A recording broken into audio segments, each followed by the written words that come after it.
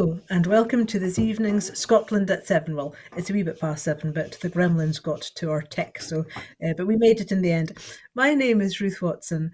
I'm joined this evening by retired MSP for Aberdeen South and Kincardine, Maureen Watt. Maureen, thank you very much for joining us today.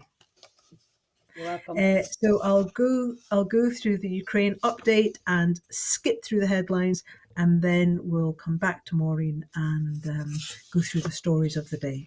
So the Ukraine update, day 587. Western military powers are running out of ammunition to give to Ukraine to repel Russian attacks, the UK and NATO have warned. The Belarusian Defence Ministry said it had started exercises to check its armed forces' combat readiness. Moscow has claimed that Kyiv's attempts to penetrate Russian defences on front lines in the east and south of the country have failed. Ukraine destroyed 29 of 31 drones launched by Russia and one cruise missile, its Air Force said on Tuesday via Reuters, most of them targeting the regions of Mykolaiv and Dnipropetrovsk. The overnight attacks came in several waves and lasted more than 3 hours, the Southern Command of Ukraine's forces had said earlier. Ukraine's troops would soon run short of essential ammunition and equipment if Republican hardliners succeed in stopping US military aid.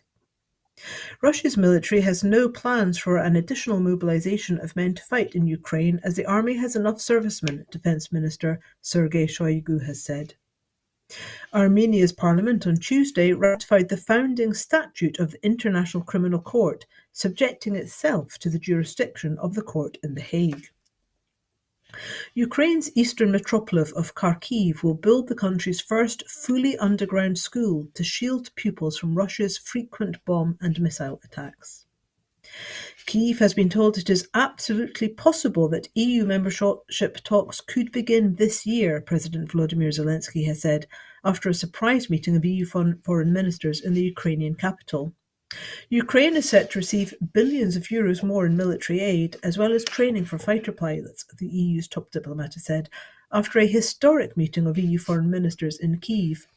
Joseph Borrell, the EU's High Representative for Foreign Affairs, said the EU remained committed to helping Ukraine defeat a brutal and inhumane Russia. Borrell added that Zelensky's 10-point peace plan is the only game in town. Zelensky told the ministers that a Ukrainian victory in the war with Russia depends on cooperation with the EU.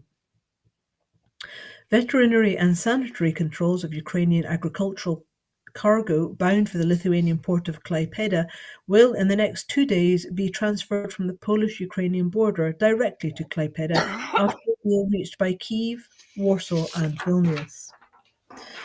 The White House has been in touch with allies and partners about continued funding for Ukraine, and those conversations will continue, White House spokesman Karine Jean-Pierre said today. Ukraine has accused Elon Musk of encouraging Russian propaganda after the billionaire owner of X, formerly known as Twitter, posted a meme of Zelensky with the caption, "When it's been 5 minutes and you haven't asked for $1 billion in aid." The Kremlin said it believed that fatigue with the Ukraine war would grow in the US and Europe, but that Washington would continue to be directly involved in the conflict. We'll just run through some of the headlines before coming back to the main stories of the day. The Scottish Parliament has voted to repeal the Internal Market Act.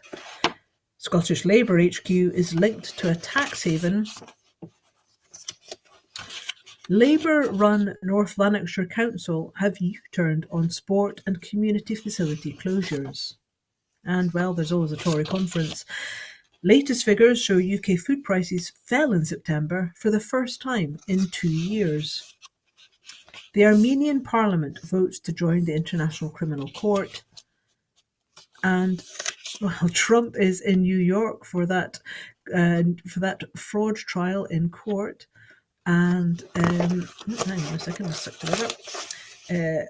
The Hunting with the Dogs Act comes into force in Scotland, and ScotGov funding helps with cutting the cost of school days for families. Well, Maureen, there's a packed programme ahead of us, so I hope you've got your game face on. There's a lot to talk about. The Scottish Parliament has voted to repeal the Internal Market Act. MSPs have voted to repeal the UK Internal Market Act, which Scottish ministers say effectively allows the UK government to take control of key devolved policy areas without the consent of MSPs. During a debate in the Scottish Parliament, Minister for Independence Jamie Hepburn warned UK ministers could open up Scotland's water and health services to market access principles and urged the UK government to respect devolution by repealing the Act. Mr Hepburn outlined how the Act was already impacting the Scottish Parliament's ability to pass laws in areas such as the environment and animal welfare. Mr Hepburn said, in 1997, the people of Scotland voted for a Scottish Parliament. They wanted decisions about Scotland to be taken in Scotland. However, UK ministers are now using the Internal Market Act to wrest control of key devolved powers, bypassing Scotland's democratically elected Parliament and removing accountability for public spending decisions in devolved areas. Today, Scotland's Parliament has agreed the Internal Market Act must be repealed and the UK government must listen. The Internal Market Act gives UK ministers powers to effectively change the devolution settlement unilaterally through secondary legislation, with only UK ministers able to grant or refuse exclusions. We are now in a situation where there is a chilling effect on our ability to legislate effectively, including, for example, Scotland's deposit return scheme. While there are areas that are excluded from the Internal Market Act, such as health services, social services, and water services, the UK government could unilaterally open these areas up to the Act's market access principles, and we would be powerless to stop them. The common framework process, based on the principles of democratic accountability and respect for devolution, agreed by the 4 UK governments in 2017, is the right forum to work together on matters of regulatory divergence. The Internal Market Act is hostile to democratic decisions by the Scottish Parliament, causing practical damage, and it needs to go. I mean, Maureen, this sounds great, but I mean, surely these are just warm words with little effect if the UK government chooses to ignore them. Well, I think it was right that the Scottish Parliament debated this today. I look forward to reading the official report on this, because people ought to be reminded just how much this Westminster Tory government is interfering in matters that are devolved to Scotland. And we heard just this week about Rishi Sunak trying to win by votes in some towns in Scotland as a result of saying that he will give what, in the end of the day, is a minuscule amount of money to specific towns in Scotland, instead of that money going through the Scottish government and then on to local government through COSLA. So we have seen the Westminster government interfering in the deposit return scheme and in the Gender Recognition Act. And clearly, because, Ruth, they are seeing that Scotland can do things differently and do it well. I mean, not how many people, can remember pre-1999 in the setting up of the Scottish Parliament, where Scotland got a mention in Westminster, or bills were relating to Scotland were perhaps one per Parliament, one every 5 years. And with devolution, we have managed to put in place legislation that has been backed by the Scottish people through Scottish Parliament elections, whether it was under the Labour-Lib coalition in the first 2 parliaments, or subsequently the SNP and the SNP Greens. So people really need to be reminded of that. And this interference, to me, is just disruption by this Westminster government that really doesn't know what it's doing in other fields. I was at a meeting in 2018, and the Tory conference had just happened, was in process, and the group that I was involved with, having a meeting with, had extremely good information from within the Tory ranks. And they told me quite clearly that the Tory party had had a side room conference aimed at a discussion within the conference discussing how to dismantle and disarm Holyrood. So this would appear to be quite a long, a long game that they are playing. Do you think that this is a part of an ongoing strategy that will actually have teeth? I mean, can you see that? Can you see that the Scottish wings, the Scottish arms of those London-based parties will accept this or meekly, or do you think that they are on board with it as well? Well, yes, we know that Douglas Ross agrees to everything that his masters in Westminster say, including the disastrous policies of Liz Truss. Remember, he said that they should be replicated in Scotland. In terms of the Labour Party, I'd like to give them some credit, and I think that they perhaps have got more of a voice and can say where they disagree, but perhaps in the end of the day, they have to meekly kowtow as well. So um, it'll be, and the Liberal Democrats, for what they're worth, the fourth party, quite small, is worth they report to be in favour of devolved government. So it'll be interesting when the Tories are booted out at the next election, just exactly what Keir Starmer's view is in relation to Scotland. I don't think it's particularly clear at the moment, but these Tories have to be booted out if devolution has any future, because yes, their strategy is to dismantle the devolved governments. They can see, as I said before, that they're able to do things differently and better, and clearly that is not to their liking. Well, moving on to Scottish Labour, reports today say the Scottish Labour has taken up the lease of a new headquarters building from a company controlled by the son of Labour peer Willie Hoy, and which has connections to a tax haven. Comms FM Limited is a telecoms firm controlled by Kenny Hoy, which is registered in Scotland, but it is a subsidiary of Impulse Management Limited, which is based in Tortola in the British Virgin Islands. Impulse Management had initially held 93% of the shares in Comms FM, but increased this to a 100% holding in 2012. The former HBL Bank building on Norfolk Street in Glasgow is to become Scottish Labour's permanent headquarters. In July 2022, agents for Comms FM made an application to Glasgow Council to change the use of a two-storey disused former bank at 141 Norfolk Street.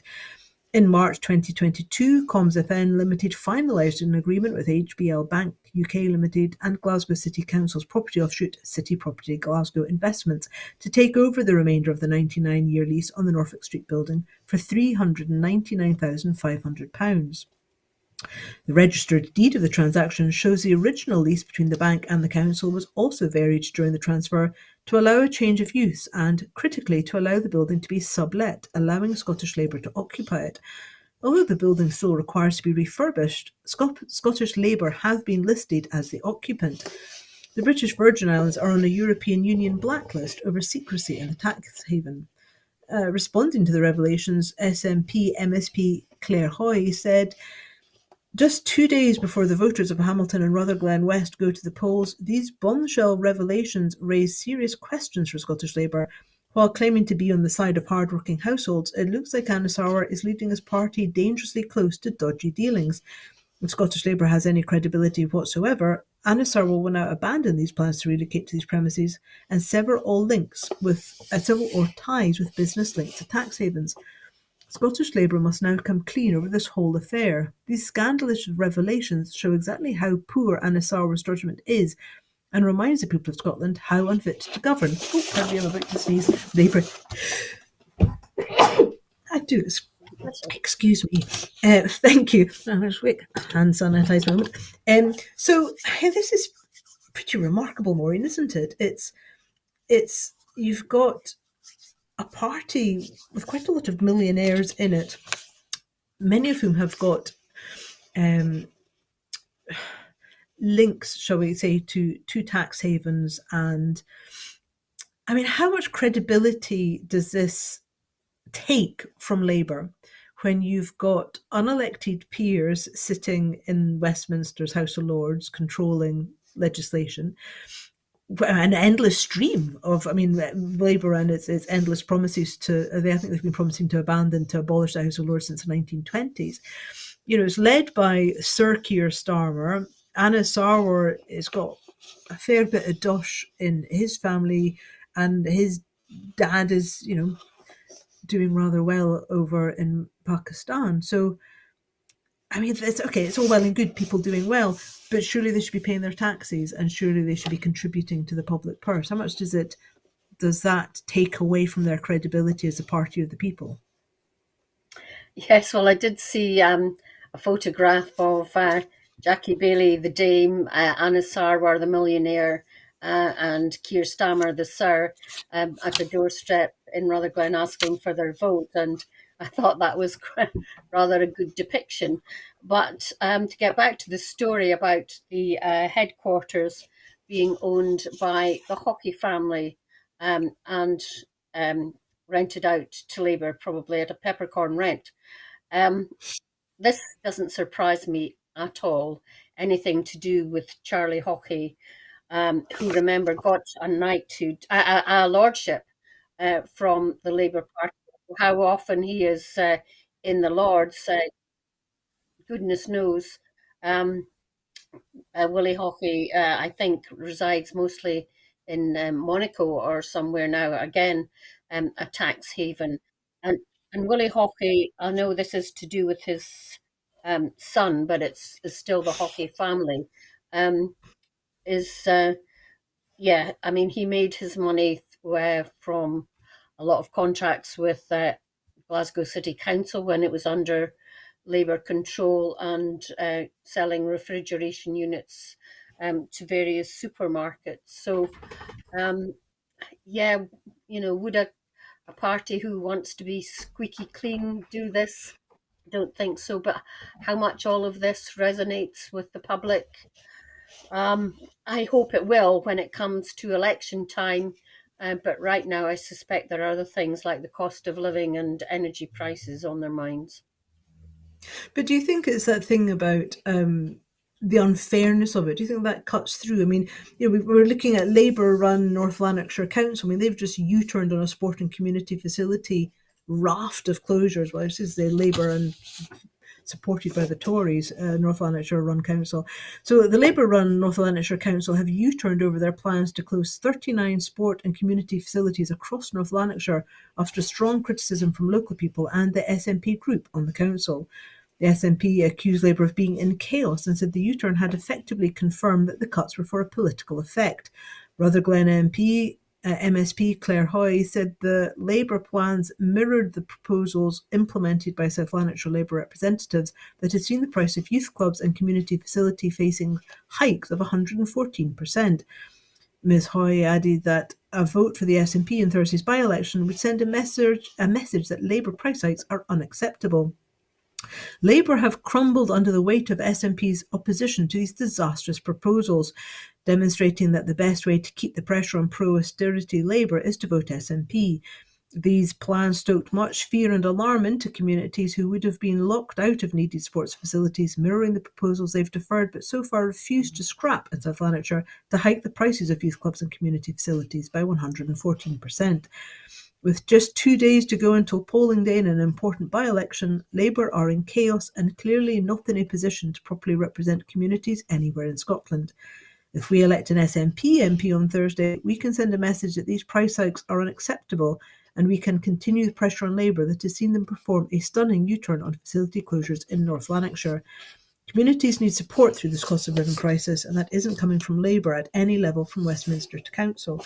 So, I mean, it does look remarkably cynical that they sort of, Labour have flip-flopped on this, given that their neighbouring constituency in Rutherglen has got a fairly important by-election coming up on the 4th, which is a tight-run race between the SNP and Labour. But is it disingenuous of the SNP to be saying all of this, given that the SNP council in Aberdeenshire or in Aberdeen was very close to doing a lot of their own cuts themselves before protests left some, left. I mean, libraries were being closed, sports facilities were being closed, and the SN, is it doing a U-turn, or is it listening to communities? Is it listening to communities when the SNP does it, and a U-turn when Labour does it? So to clarify, it is Aberdeen City Council, which is Labour and Lib Dem run, which proposed closing libraries and I think one swimming pool in Bucksburn, and clearly there was an outcry, and the council um, decided to consult the city on its budget going forward, and whether and clearly I think there is a legal challenge to the closing of libraries and swimming pools. So we'll see how that goes. In terms of North Lanarkshire, I mean, last week I could not believe that 10 days out or so from an election, a by-election, that Labour were doing this in North Lanarkshire, of which the Rutherglen constituency is part. I mean, are the Labour councillors so divorced from the rest of the Labour Party that they didn't know that what effect this would have on the Labour vote in that constituency in the by-election? And now to U-turn, it just looks so cynical. Once the by-election is passed, I wonder what the situation will be then. I mean, the council will still be looking to balance their budget. So what else will happen? So I think this is something that we'll be coming back to after the by-election is passed. But to treat voters in this way is just absolutely awful by the Labour Party. Absolutely shocking. And the fact that they couldn't get their act together between the council and the team running the by-election shows that they're not fit to govern at any level either. So do you think that this is cutting through with the voters in Rutherglen? Do you think people are paying attention? Yes, to this they are. Yes, I was there on Saturday, and yes, they are definitely. They could see the cynicism and the awfulness of it. Oh, sorry. Yes, no, yes, sorry. The ear in my voice is the voice in my ear is telling me that Rutherglen is Lanarkshire. So yes, so yes, Rutherglen is the neighbouring constituency, as I said earlier. So moving on to the Tory conference, and just a fairly stunning piece of cynical theatre continuing. It's in her speech at conference today, Suella Braverman has dismissed the Human Rights Act as a criminal rights act. I wonder what. So criticises Labour for introducing the Human Rights Act, which incorporates the European Convention on Human Rights into UK law. Braverman said Labour would open the UK's borders as it did not believe in keeping people out. She said in the past the Tories were too squeamish to deal with immigration properly for fear of being called racist, and that in the past politicians have not dealt with immigration properly. Braverman said the trend that brought her immigrant parents to the UK was just a gust compared to the hurricane that she said was coming. Earlier, Rishi Sunak had suggested he would allow Nigel Farage to rejoin the Conservative Party. Farage had been a member until he left over the Maastricht Treaty. He then became a founder member of UKIP, which he went on to lead before he left that to lead the Brexit Party. Asked if he would let Farage rejoin, Sunak would not rule it out. Farage responded by saying he would not want to join the party. Rishi Sunak has insisted he's not going to be forced into premature decisions over the fate of the HS2 high-speed rail, as speculation about the multi-billion-pound project continued to overshadow the Conservative conference. Sunak has become embroiled in a row with regional politicians, the transport industry and members of his party as he prepares to announce the cancellation of the line between Birmingham and Manchester. He is due to call an emergency cabinet meeting today at the conference where ministers are expected to give their approval to the biggest infrastructure climb down in a generation, and it is anticipated he could announce the HS2 decision in his speech tomorrow. I mean, talking about rank cynicism, I mean, Suella Braverman, the Human Rights Act was something which I believe Winston Churchill was a very keen exponent of following the Second World War. And, just Nigel Farage, I mean, has the Tory party just given up on traditional conservative values and is sort of now prepared to jackboot its way through a mire of lies into political oblivion? I mean, do you think they actually want to lose the election coming up? Is there so much happening with Brexit that hasn't yet happened that they don't want to have their hands on, that they would rather that Labour were left holding that particularly dodgy baby with a view that they'll make such a pig's ear out of it that the Tories will get back in for another 13 miserable years? Or I mean, the Tory MP, the Tory mayor of Manchester, has said he might resign if HS2 is blocked. I mean, this is the most extraordinary conference. What have you made of it? Yeah, so there's so many things in there, Ruth. I think, yeah, you mentioned, I wrote down here actually, one nation conservatism.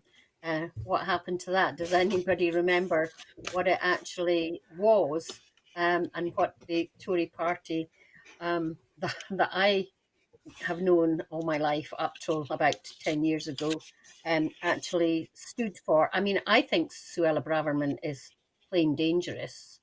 I mean, if she got anywhere near power, I'm sure the people of Scotland would be crying out for a referendum on independence, because she completely does not represent any of the values that I have come across in Scotland in all my nearly 50 years of knocking on doors and canvassing for independence and for the Scottish National Party. So,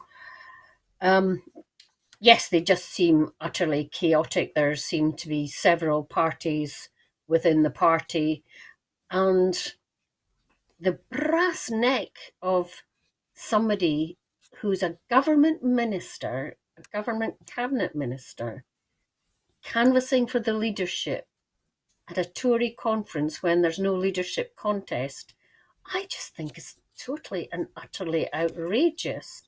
And that kind of politics seems to be, have come across the Atlantic and just creeping into the UK, especially, but even some other countries on the continent. And, if you're in one of your pessimistic, darkest hours, you'd think, oh my goodness, what is happening to the world? But I hope she gets. If I was Rishi Sunak and having a reshuffle, I would sack her and take the consequences from the wing of the party, the very, very right wing of the party that supports her, and say, well, hell mend you. But to me, that would require something that resembled a spine, and I'm not sure that Rishi Sunak is strong enough to take a stance against the. I mean, in all seriousness, is sort of the neo-fascist grouping within the Tory party now. I mean, talking about sort of recognising politics with people in Scotland, the area that I live in, there's a lot of Conservative voters here who are absolutely horrified by the Tory party. I mean, there's in the two general elections, or the last three general elections, the first two, you could drive from Arbroath to Perthshire, and you were pretty confident that most of the farmers' fields, or many of the farmers' fields, would have Tory banners in it. And last year, my husband and I drove from Arbroath to Aberfeldy, and we saw one Tory banner. And I think that this shows something of a difference now. So it will be interesting to see what this is, especially Jacob Rees-Mogg talking about eating hormone injected beef from Australia. I can guarantee that's never touched that millionaire's lips. Speaking about food, UK food prices dropped in September for the first month in almost 2 years, according to the British Retail Consortium, who reported that price reductions for dairy, margarine, fish, vegetables, and fierce supermarket competition has helped bring down the cost of an average food basket by, wait for it, 0.1% compared with the previous month. Indicating a peak for food price inflation, the BRC said this marked the first monthly drop since July 2021. However, the price of many kitchen staples continues to rise, while overall food prices are still 9.9% higher than a year ago. The BRC said last month's fall in average food prices helped to bring down an overall shop price helped to bring down overall shop price inflation to 6.2% in September, down from 6.9% in August, the lowest annual rate since September 2022. It said households buying supermarket own brand food would have seen cheaper prices last month compared to the offers available in August, while there were also price cuts for school uniforms and other back-to-school essentials. The figures were released in the aftermath of the Bank of England pausing its most aggressive round of interest rates increases in a decade, leaving borrowing costs unchanged in September after official inflation figures showed an unexpected decline. The UK's annual inflation rate fell to 6.7% in August from 6.8% a month earlier, according to the Office for National Statistics. Official figures showed UK food and non-alcoholic drink inflation peaked at 19.1% in March, the fastest annual rate since 1977. This measure has eased in recent months, though it remains historically high at 13.6% in August, while food prices are still at elevated levels. So, Maureen, do you think people are going to notice this 0.1% drop in their food budget as they tackle a cost of living crisis? It's doubtful. But let's be positive. It's in the right direction. Whether that will continue in the run up to Christmas, we'll have to see.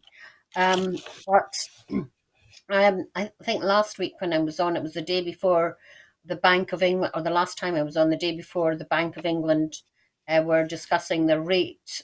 And I said I hope they didn't increase it just to see what the effect of a month without an increase would be. And thankfully they've done that. So we'll see what happens within the month. But it's not due to any government intervention that the price of food is falling. And as you said, it's only 0.01%. So it's not exactly something, as you say, that's going to really show among the pennies in your purse after you've done your shop. But yeah, I mean, if it's a trend, then next month and the month after, then that is all to be welcomed. But the cosh that families are under at the moment is just unbelievable, and people's heads are down, and you just wonder what on earth it will take for Rishi Sunak to go to the country, realise his time's up, and see if someone else can make a better shot of running the economy, although I'm not holding my breath. Yes, it will be a refreshing change. The Armenian parliament has voted to join the International Criminal Court, the ICC, today, obliging the former Soviet Republic to arrest Russian President Vladimir Putin if he were to visit the country. The decision has further strained relations with Russia, Armenia's traditional ally. Ties have already been badly damaged over the Kremlin's invasion of Ukraine and Azerbaijan's occupation of Nagorno-Karabakh. Last week, the Kremlin warned Armenia that its decision to join the ICC, which has issued an arrest warrant for Putin for overseeing the abduction of Ukrainian children, was extremely hostile. Armenia has tried to reassure Russia that it is only addressing what it says are war crimes committed by Azerbaijan and is not aimed at Moscow. Kremlin's spokesperson, Dmitry Peskov, described the Armenian decision to join the ICC as inappropriate from the point of view of our bilateral relations. In a speech last weekend to mark Armenia's Independence Day, Armenian Prime Minister Nikol Pashinyan said the security systems and the allies we have relied on for many years were ineffective, and the instruments of the Armenian-Russian strategic partnership were not enough to ensure Armenia's external security. Russia has a military base in Armenia, has long been its security guarantor, including managing tensions over Nagorno-Karabakh. But as Azerbaijan launched its offensive on the mountainous Armenian enclave, Moscow made clear its troops had no intention of intervening. As Azerbaijani troops surrounded Nagorno-Karabakh, the Armenian Prime Minister criticised Moscow and questioned the effectiveness of the 2,000 Russian troops deployed since 2020 to keep the peace in the region. Putin's inability to travel to Armenia, a country he last visited in 2022, is a glaring symbol of his waning influence in the South Caucasus. Richard Geragosian, the head of the Regional Studies Centre Armenia's capital, Yerevan, said the country's decision to ratify the founding treaty of the ICC was the latest sign that Pashinyan was attempting to reduce Moscow's influence. Last month, Yerevan hosted US troops for an unprecedented joint military exercise. It has also sent humanitarian aid to Ukraine, delivered personally by Pashinyan's wife, Anna Hakoponian.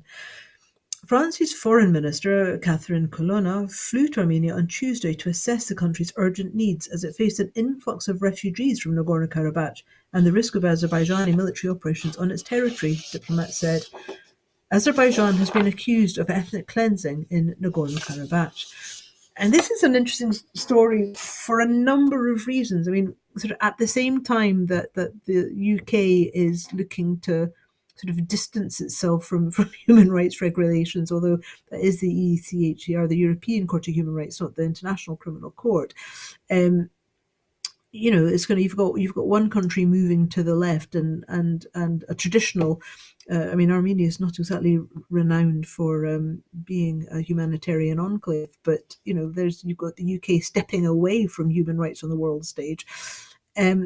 But this also does show, surely, as we've seen with sort of recent events in South Georgia, in Georgia, that Russia's influence is waning, as we said, in the Caucasus. I mean, if Azerbaijan is no longer feels fettered by Putin's influence to not invade, pursue the Armenians out in Nagorno-Karabakh after a grueling months-long, several months, it's almost 10 months of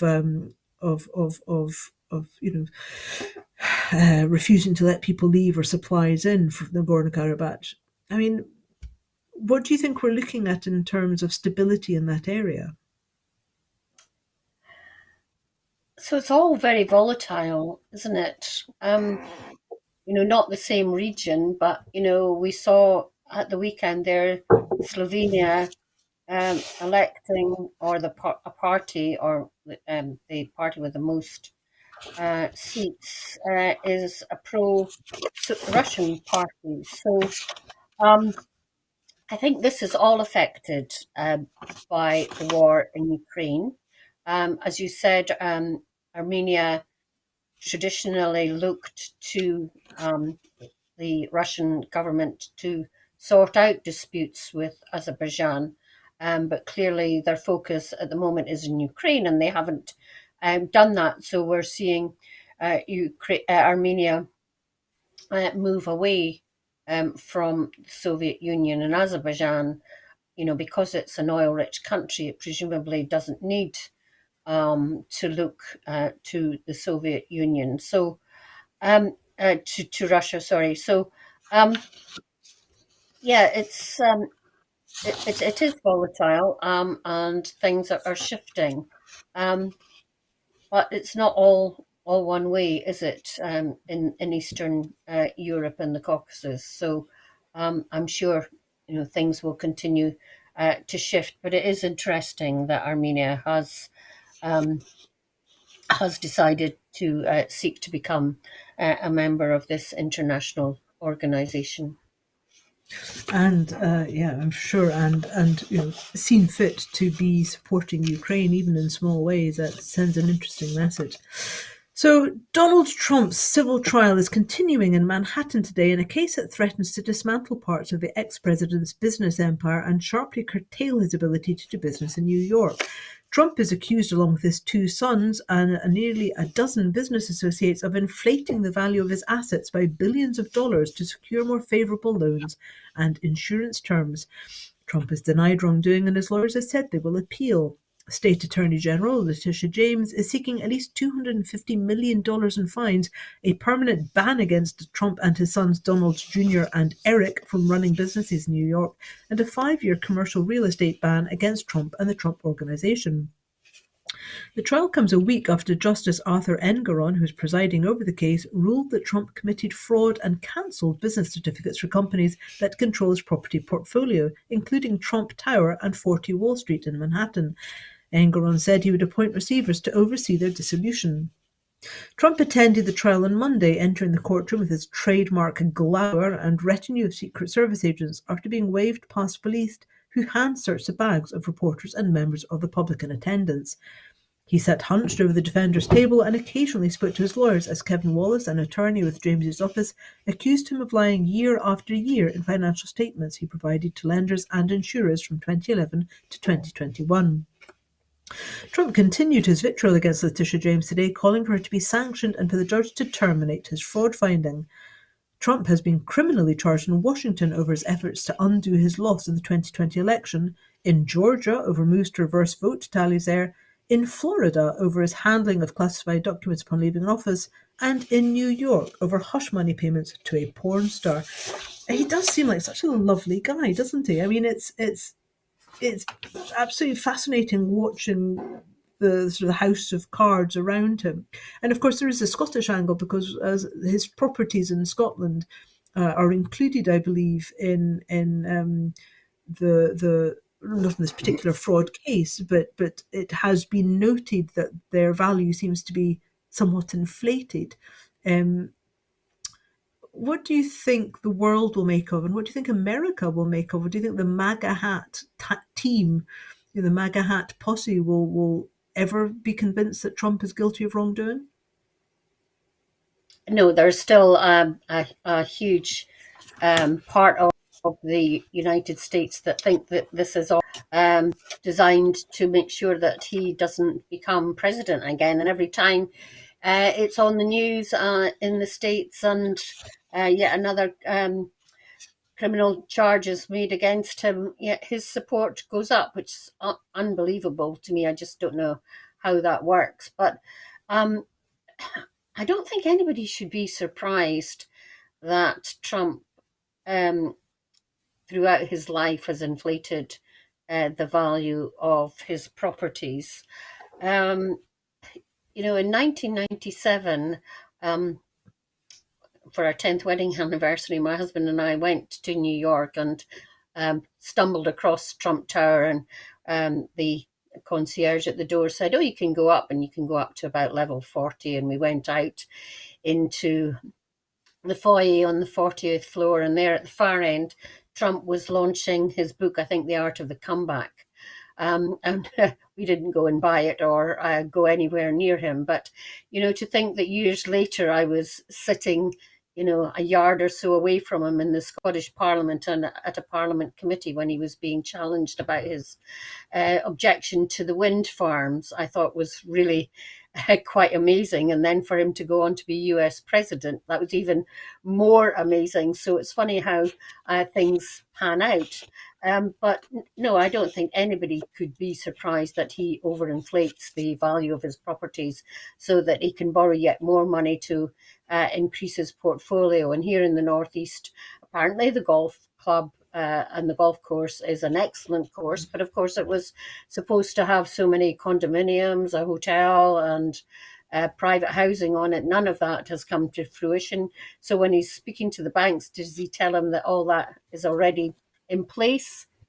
We don't know. And of course, although it's supposed to be an excellent golf course, apparently it hasn't turned in a profit yet. So of course he fiddles his books. So the outcome of this case will be interesting to see. But will the MAGA supporters think it's just another action to stop Trump in his tracks for becoming president again? Yes, probably. I guess we should probably throw a couple of allegedlys in there until the books have been thoroughly scrutinised. But yes, so hunting with dogs. The new fox.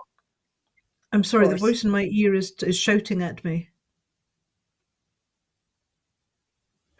The new fox hunting ban comes into force today. The bill was passed by the Scottish Parliament on the 24th of January 2023 and received royal assent on the 7th of March 2023. The changes, which come into effect today, ban hunting with packs of dogs and the flushing out of wild mammals.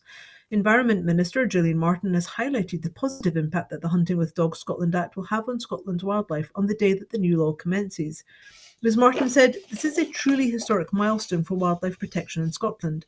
This law finally closes the loopholes that have allowed the archaic practice of hunting wild animals with packs of dogs to persist in our country for over 20 years. It has taken us almost a decade to get to this point. In that time, the sheer volume of responses to our consultations have shown us just how concerned people still are about fox hunting in Scotland. We have listened and we have delivered." We have succeeded in crafting a law that strikes a balance, one which rightly bans barbaric hunting methods, but which still allows farmers and land managers to undertake legitimate wildlife management. I'd like to thank everyone who's worked on this crucial piece of legislation over the years. It is an indication of this government's ongoing commitment to ensuring that Scotland's wildlife is protected and managed in a way that is both sustainable and humane. I have to say, I was astonished when I realised that this legislation was still needed because I was under the illusion that hunting with dogs had been banned years ago. So, can you explain to us just briefly, because time is ticking on, what this actually means and what loophole closing? Uh, Pardon me. Technically, I don't think I can explain, but it was clear after the legislation was passed a good few years ago that there were still people hunts using dogs, which we thought had been banned, but they found some sort of loophole where a very few were still using packs of hounds to hunt, which is just barbaric. So this legislation is obviously designed to close any loopholes, and hopefully closed all the loopholes that are possible. And we will see whether or not there are some rogue elements among the hunting fraternity who will still try and get round the legislation, but hopefully not, and hopefully this will see an end to hunting with hounds in Scotland.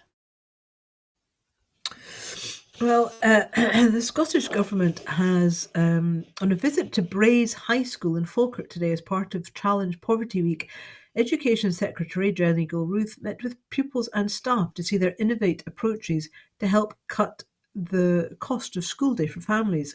Cost-saving initiatives include the creation of Take What You Need trolleys with essential school items, toiletries, and snacks. S1 pupils also receive a Braze backpack which contains a school starter kit. The school has received more than £369,000 of Scottish Government pupil equity funding, the PEF, in recent years, supporting a range of work, including these latest initiatives.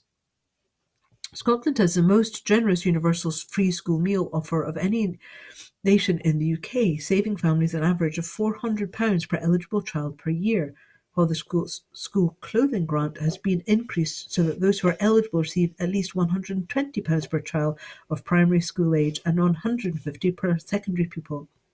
The 2023-24 programme for government set out the Scottish Government's commitment to further support reductions in the cost of the school day by funding the removal of core curriculum charges, further expanding free school meals, and increasing the school clothing grant for the next academic year.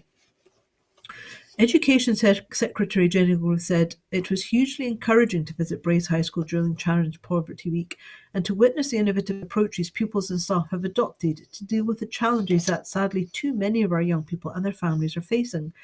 We are determined to do everything in our power to support families out of poverty, including investing in the game-changer Scottish Child Payment, part of a package of measures taken by this government, which will help lift 90,000 children out of poverty in Scotland this year. We know that many families are still struggling, particularly as a result of the cost of living crisis. Tackling the cost of the school day is a key priority for the Scottish Government. I mean, in a week where I think the Financial Times yesterday and a professor from Oxford last week is talking about the Scottish Child Payment and the measures that the Scottish Government is taking. You sort of think it's leading the way in Europe in terms of tackling child poverty. But I mean, sure, there's only so many sticking plasters that you can put over a fundamentally unfair system.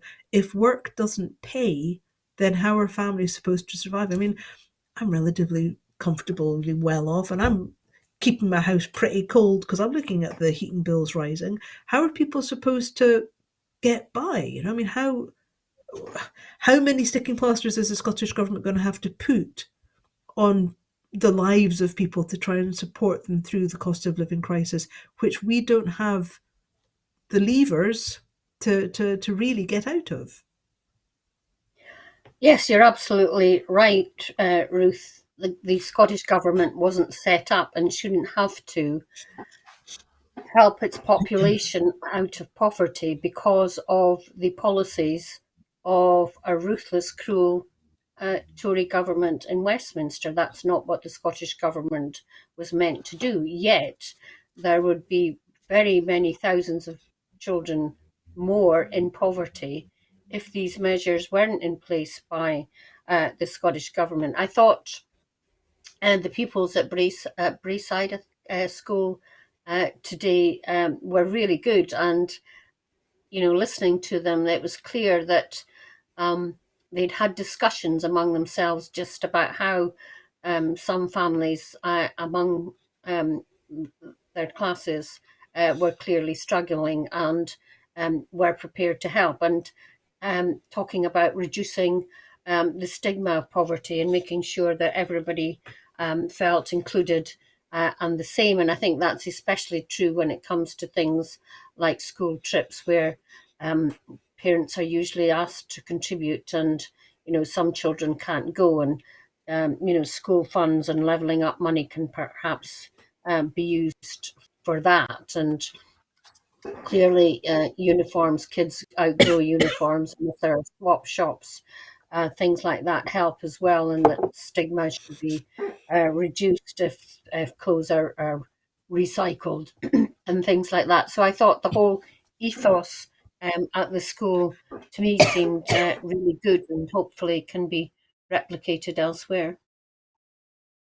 I think that this is something that we're going to see more of across the country, pardon me, excuse me, because we are seeing more and more people who are, if they're not experiencing hardship directly themselves, they're on the brink of it, they're on the verge of it, they're close to it, their neighbours have it, or they perhaps are, turning the heating down, or not quite, not going out for treats. I mean, and which obviously has an impact on the wider economy, which then filters back to reducing incomes for people. But do you think there's a growing sense of sort of the old Jock Tamson's bairns, that we're all in it together, as you say, the bairns at Braes reflecting upon that? And when you're looking at Rutherglen, for example, I mean, I haven't been there, but you've been there recently. What's your sense of the way in which people are looking at, for example, child poverty, going back to school? And you've got the Labour Party saying that the Scottish government, that they would keep the rape clause. They would, the Scottish government should mitigate further, but we'll bring these cruel policies that are happening in other, the bedroom tax, the rape clause, prescription charges. I mean, these are all things that Labour seem quite on board with. Do you think that people are actually cognizant of that? Are people paying attention? The kids at Braes, they get it. Do the grown-ups get it? I have to say it probably depends on different parts of the constituency, the same as any other constituency that you're in. That the more well-off areas are probably not cognizant of what's happening in the less well-off areas. And it's been a case of the less well-off areas banding round a food bank, or banding round a community centre, or whatever, to help each other. And we know that if you're collecting for food banks or a charity in supermarkets, you're more likely to get more in the less well-off area than the well-off area. So, but for the Labour Party to ask us to do more on a fixed budget is just absolutely, totally, and utterly disingenuous, and they know it. And again, the Scottish government wasn't set up to do all this. And I keep coming back to the point that austerity is an economic choice by the Westminster government. There are other ways of running your country, and of economic controls, not giving all the money to the rich and hope that some will trickle down. There are other ways of making your country wealthier, but at the same time fairer and healthier by using different economic policies. And that, I think, I'm sure, is what independence would offer with a well-being economy. Yes, well, let's see if there comes a day where the millionaires get taxed. Well, that's it for this evening. Before I go, I just want to remind you that at Broadcasting Scotland, we depend on the generosity of our supporters. So to everyone who has donated and to everyone who has signed up to make a regular monthly payment, thank you very much. Our programmes will always be free to view. However, if you can afford £5 a month, please do consider becoming a Broadcasting Scotland supporter. Our need to reach our £30,000 target to pay the bills is still pressing. However, the generosity of our supporters has given us a little more time. We have now raised over £18,000. Thank you very much. And we are able to continue making programmes for the next few weeks. But our need to raise the remaining 12,000 is still beyond urgent. Thank you very much to my guest this evening, Maureen Watt. I'm Ruth Watson. Good night, and thank you for watching.